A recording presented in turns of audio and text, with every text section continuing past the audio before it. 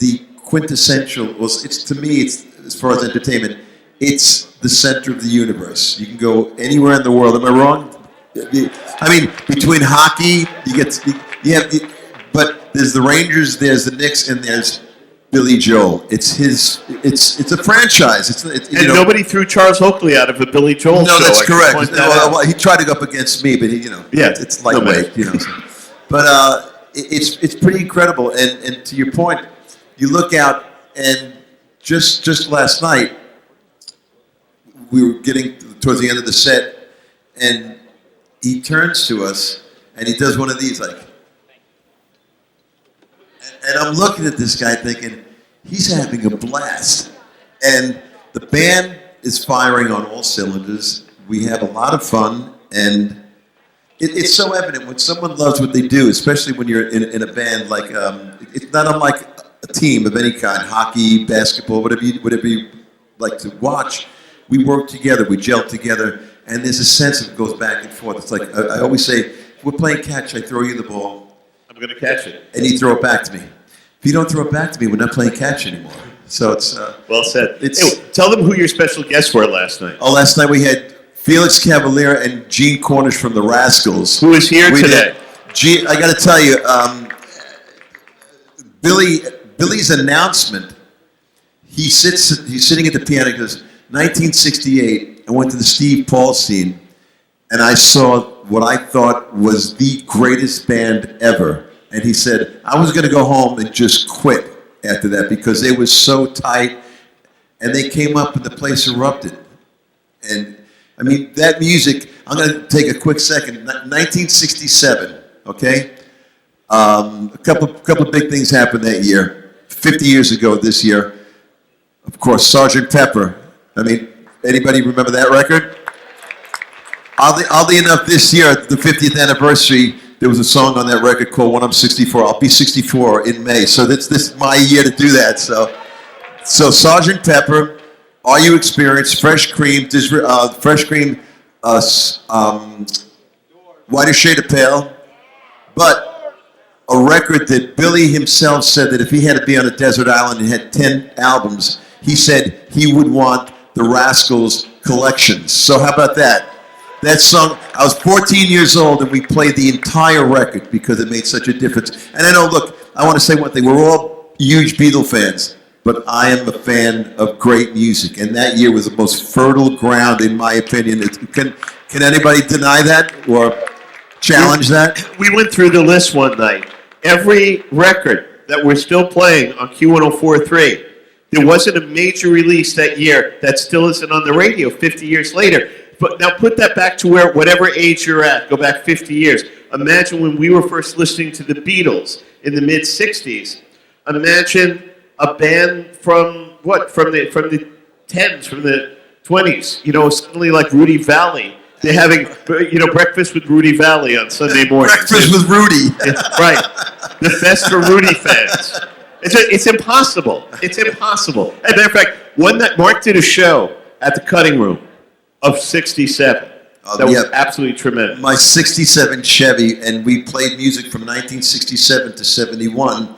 And I have to say, the next day you did the YouTube. Yeah, I did a Facebook Live video and went down the list. And he, a friend of mine said, you got to check out what Ken's saying.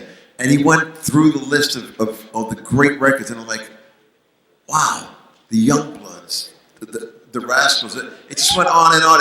But it just went on and on. There was so much great music, and it was so eclectic because it wasn't like, the genre now, it's going to be punk, or it's going to be... It was everything across the board. It was... Right. It was Neil Diamond. It was Burt Bacharach. Right, absolutely. We all say that music of our youth is the thing that's passionate about. Yes, we understand it. But absolutely true. This is a renaissance of commercial art in that period because it wasn't just music. It was movies. It was The Godfather. It was The Graduate. There were movies that changed the world. There were books. There was Norman Mailer. There was a renaissance of commercial art. We can argue all night when it started or stopped, but that's a once in 100 years. Absolutely. Unequivocally. So. You going to play that again? You going to do 67 someplace? We'll do 67. I'm trying to. We'll probably play either the Cutting Room or up at Daryl's house. But between that and Glad, which you know. So Anybody here traffic fans? Because if you love Sgt. Pepper, I know you love Traffic. You just have to. It's so That's obvious. one I forgot to mention. Yeah, Traffic. Yeah, that bad. But I mean, it's so obvious what Winwood and these guys are doing, and it's where Pepper was going. So you never see a Traffic tribute band because the changes. It's so complicated. You have to be jazz, blues, rock, and you need somebody to play the hell out of a sax and flute like the late Chris Wood did. So this guy does. It's one of the greatest bands I've ever heard. Glad. The music of Traffic. It really is a blast because it's 5 guys. There are 2 keyboard players, Jeff Kazee and Kevin Benson. They go back and forth, and Kevin also plays bass and guitar and sings. Rich Pagano from the Fat Four. You know the Fat Four, right? Rich Pagano plays drums, and he sings a couple of songs. And Mark Ribler, who's been on, he was on. Mark was just on Sunday morning, our music director on Breakfast with the Beatles. But it's like a landscape that keeps changing. I sing a song, Jeff sings a song, Rich will sing a song, and then I'm playing flute. It's just that music was so in the moment. It was so alive, and this group of 5 musicians were constantly listening. And let me tell you, you play the head of the song, you know that this is how it's going to start. But there's going to be like 4 minutes in between. It's like, put your seatbelt on. It's going to be an e-ticket ride, and it never ceases to fail, and it ceases to amaze me how it does. Watching Mark play, where he's got a flute and puts it down, then he's playing the shaker, then back to a flute, then he's got a sax, and it's tiring just watching it. The man's dripping when he's finished, absolutely soaking wet, and it's brilliant because that's how you're going to do it, Mark. So, by the way, Highline May 19th. Glad the music of Traffic. The Highline Ballroom, May 19th. Please, if you're a fan of Traffic at all, friends of ours that come out to shows. Actually, a couple of guys from Bon Jovi's band came out and saw us a couple of times, and they said, "Dude, you don't see." It's almost like, as Jeff Kazee says, "Hey man, people don't play Traffic because it's hard. It's just hard. It's very good. It's a good Kazee, right? It's a very good Kazee." What we've been talking about all day, Mark, was because of where we are, psychedelia at 67, and I had nice. Isn't he studly looking? Isn't he like the studly? Yeah, total stud. Listen, I don't swing that way, but if I did, that's definitely. And I cook. But one of the highlights of my day today is I got to meet and talk with Klaus Voormann this afternoon, who's amazing. I don't know if any of you are here for the talk. We're, where pop music is today, not the music you're playing, and there are so many great young bands playing rock, but where pop music is today, they think of the biggest bands in the world right now. Think of Adele or Beyonce, where the people always win the awards. The next Adele or Beyonce album, what's the cover going to be? Well, there's a team of probably 16 people. There's a live team, a production team. There's the recording team, there's the agency team, the management team, and they do focus groups of this picture, They're that all picture. teams. They're all teams. They're teams of teams. It's half this room is the team. And as Klaus said, I'm in the bathtub, I'm taking a bath, and my wife says, "There's a John on the phone for you." And I said, "A John?" And he said, "Well, I'm taking a bath, take a message." She comes back, goes, "He says it's the John." Oh, from the Bible? Yes. Is that John 3:11? Very good. So he says, John and Paul, the apostles? No, the Beatles, you fool. Was that Michael, the movie Michael? Yes. He says, he gets out of the bath, he's telling himself off, "Yeah, John, what?" He says, "So we just finished this album." He goes, "What's it called?" "We don't know. But we were just talking here. I think you should do the album cover for it. It's wild. Come down to the studio and listen." Thank you. Did he bring his team? See, he brought his team. He brought a pencil and a pad. And he says to him, "Well, I just got out of the bath." He goes, "You mean now?" And John goes, "Yes, now." He goes, "Well, I just got out of the bath." And John, of course, goes, "Well, then you're clean." See, he runs he was in London. He runs to Abbey Road, to EMI, and he listens to this music, and it just blows him away. It destroys him. And he said, "So, yeah, so could you do an album cover?" And he said, "Well, what do you want?" He goes, "I don't know. That's on you." And he walks away. He goes, "Do you have any idea?" "No. Just make an album cover for us." And it's that. Hey, we have wild, trippy music. Hey, so you know that? Hey, Paul, Klaus, yeah, Klaus could do this. Yeah, so make an album cover, and they just leave him. And he comes back with an album cover that will live forever as a work of art. And it happens to be my favorite album. Is it really? Absolutely. That's your Beatle album? Yeah, I first, and Ringo's as well, but I'm not supposed to say that. It was the time it was changing so it was Fast. Yeah. Well, I hate to say it, but Jimmy Braylauer, my producer, said, it's been a while since my record came out. He said, dude, from the time you put your record out till now, he goes, they went from I Want to Hold Your Hand to like Strawberry Fields to the White Album. I was like, geez, thanks a lot for nothing. So, Yeah, but they were so prolific, and that's what we were talking about. I said to Klaus, she loves you, yeah, yeah, yeah. 2 years later, Turn Off Your Mind, Relax, and Float Downstream, This Is Not Dying. Klaus, we did an album cover for that. That's where I thought it was going. Yeah, the Tibetan Book of the Dead. Yeah, that's where I get from. Like, I Want to Hold Your Hand. So, I mean, but bands don't make that jump sometimes in a lifetime, let alone in 2 years. There are no bands, in my opinion, that will have the impact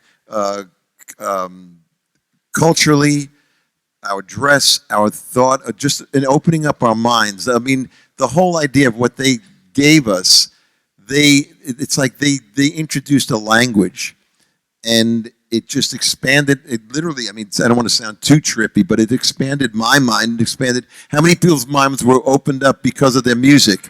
It made all the difference in the world. And it's funny because I was talking to someone today, actually Jim Manos. I was talking to Jim, and he said, well, what is it? I said, well, first of all, I love black music. I said, Paul loved Little Richard, and John loved R&B. He said, well, what do you say? I said, well, they kind of gave us back our music with cool boots and a haircut. Right. And no, not to take anything away from what they did, but they just loved our music so much. And they said, well, this is how we hear it. And then sooner or later, in fact, much sooner, we started to hear it like that, and we heard everything with that psychedelic, like a little kaleidoscope kind of everything. Everything took on a different hue. It was all different. It was a game changer. Everybody I've ever interviewed on Q1043 of that era has said it wasn't competitive like, screw these guys, we want to make more money. It was, we were the first ones to listen to a new Beatles record. We're the first ones to buy an ELP record. ELP were the first ones to buy a Yes record. What are they doing? What are they doing? Hey, let's see if we can go further. It wasn't, let's stay there and make money. It was, how do you push it further? Absolutely. And the Beatles pushed themselves to a height that is actually unreachable. It's unbelievable. I mean, and as you said, to your point, they took what there was and they just kept building upon it. It was not like, well, who'd have thought? I mean, Rubber Soul came out, and I'm like, wow, this is different. And every record that came out, I mean, I remember driving around my friend's car, and we'd be listening to Magical Mystery. So like, well, I didn't expect that, And everything changed, and I'm really glad it did, to say the least. For a couple of kids who grew up in Brooklyn, it's worked out okay. Mark and I were driving through Brooklyn, and here's this remarkable musician from being Ringo's music director to playing with Billy every month to his album Common Bond, which is absolutely spectacular. The side projects, and as we're going by, you were just giving me the musical history. I won the Battle of the Bands right there at Fontbonne. We had that. We just, it's kind of how they grew up. And opened up a mountain, Bishop Ford High School. Yes, right. Yeah. And here are just a bunch of kids from Liverpool. Billy Kinsley was here, and Billy J. Kramer stopped by. Absolutely. And they both said the same thing. We were all good bands. We were all like rocking and playing Little Richard songs. And these four guys hit the stage, and we all knew then at 16, 17, they were the greatest band we ever saw. That was it. Isn't that crazy? It's crazy. Yeah. That the local guys are the best band you ever saw, and then it turns out not only the best band you ever saw, they're the best band anyone ever saw. They were right. Who'd have thunk? Yeah, it's absolutely amazing. So one of the things that Mark's working on, he mentioned this guy, Jim Manos. Jim Manos, old high school friend of mine from Brooklyn, who went on to be one of the major producers of some show called The Sopranos. And Dexter as well. He did Dexter. He won awards for Dexter and The Sopranos. So what do you got? What are you working on? It's This Is My Life. It's kind of like a look at my entire career. I don't like to call it a one-man show because then you think you're going to start juggling and spinning dishes. It's not like that. It's an interactive. There's going to be like 6 or 8 scrims and a lot of footage of my family. Starting from the first thoughts musically would be I'll be maybe playing "Blowing in the Winds" because that's what my mom turned me on to Bob Dylan when I was 10. So Bob Dylan, remember him? So she turned me on to the Freedom Wheelin' album, which I still think holds up to this day, and it starts there and just goes through my whole career, ups, downs. In fact, I met with Chaz Palminteri. Chaz is because he's doing his Bronx Tale, and that was originally a one-man play, Right. and it's just an amazing story. But my story is about the music, the people, and I mean, there'll be a point where there's introductions from different people. I mean, I'm not going to, well, it's no big deal, but Ringo, Billy, Hall & Oates, Mick Jones from Foreigner, and all these little things of Gary Brooker. How about Mark Rivera on the Hammond organ? It's like all these different things. And Jim kept asking me questions. I'm like, oh yeah, I forgot about that. He goes, what, are you kidding me? It's like, yeah, I'll leave the part out where I was the MD for Ringo's 70th birthday. Everything, every little cherry that comes along. So it's a very broad stroke of my career, and I'm having a great time doing it. Jim's an incredible talent, and we've finally gotten past the questions, and now it's like this. As Jimmy Braley always says, got to ask one more question. Always ask the next question because you should never be satisfied. And in life, basically, the same thing holds true. We tell our sons, don't just accept something because someone said, "Oh, yeah, that's how it is." Really? Why? What is it that makes it special? And then same with the music. What is it that makes? Why do I feel this way? You question yourself, but it's I'm really, really thrilled with the progress right now, to say the least, Ken. That's great. So where do you see? I mean, looking back, this is the man who played with John Lennon. As how old were you when you were recorded with Lennon? 70. He said somebody just said 2. Thank yeah, you very much. He owes you $20. Yes, You're very kind. Yes, I was celebrating the 22nd or 23rd anniversary of my second birthday, actually. So I was about 25, 24, something like that. And again, 24-year-old kid from Brooklyn, like, who the hell would have thought this could? I mean, I pinch myself for the most part when Ringo calls out, "Mark, can you come out in October?" Yeah, and it's just to see that, I go immediately back to one of the scenes that are in the play of being at my abuela's house, my Puerto Rican grandmother's house, and my godmother, the Irish, took me to E.J. Corvette's. Yes. E.J. Corvette's, remember E.J. Corvette's? Corvettes. 8 Jewish Korean war vets, right? Yep. That's what it stood for. And she took me to Corvette's, and she bought me Meet the Beatles. And I'll never forget, as soon as she put the needle down, I can hear that sound of the sound of a needle hitting vinyl. Yep. One of the greatest things in the world. It's like a drug. Yes. And it just hits you and it sucks you in. And that sound is so massive. And the first thing I heard, "It won't be long, yeah, yeah, yeah." I was like, what is that? He had so much soul. I mean, when I was a kid, I'd hope to like someday sing like a black man. But John was doing it. "Since you left me, I'm so alone." It had all this emotion. That was the first song, and then went through it. And then less than an hour, or maybe an hour later, we're watching Ed Sullivan. That was the night she bought me the record the afternoon of the show. And the record blew my mind. And then to watch them, and I remember looking at John and like saying, he's the coolest freaking human being I've ever seen in my life. And to say nothing of the fact that I remember the back of the album cover. I remember John standing there. I got my Beatles boots on, but John was in. He had like you could kind of like he had this attitude like, yeah, I know I'm cool. You could look. And it just changed everything. It just changed everything. As a kid, like playing saxophone, and I thought to myself, oh crap. Saxophone. They had no saxophone, so I went out and bought a bass guitar. I'd already played some guitar, but the first band I was in, I played bass guitar and sang. And the saxophone was like, yeah, I'll get to that, Dad. But fortunately, I didn't give any of it up. It turned out okay. For a kid from Brooklyn, I did all right. Absolutely. God Mark bless you. Rivera. You're going to be outside? You're going to sign some Yes, stuff? I'll be outside. Watch me outside, and you're going to jam tonight? I'm going to jam tonight. Please come out tonight. I love this man and all he brings. So, breakfast with the Beatles every Sunday morning. This man rocks. Thank you all. Thank you. Don't miss Glad. Thank you, John. Thank you, George. Glad at the Highline, May 19th. Amen. Love you, Ken. Thank you so much. Beautiful. Stick Peace around. Mark Hudson's coming out.